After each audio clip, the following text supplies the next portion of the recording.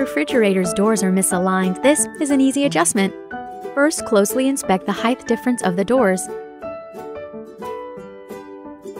Before aligning the door height, make sure the refrigerator is level and that the door bins are empty.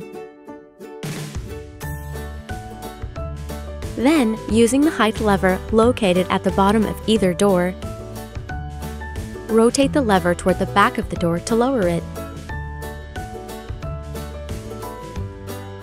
If the door is lower, rotate the lever toward the front of the door to raise it.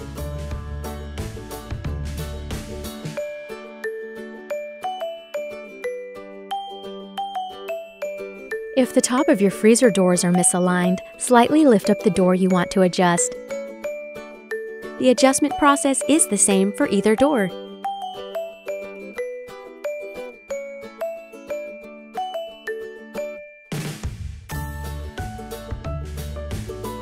Now, just lift the grommet slightly, rotate it, and insert the peg into the left or right hole to adjust. When moving the grommet outward, the height increases by 1 mm.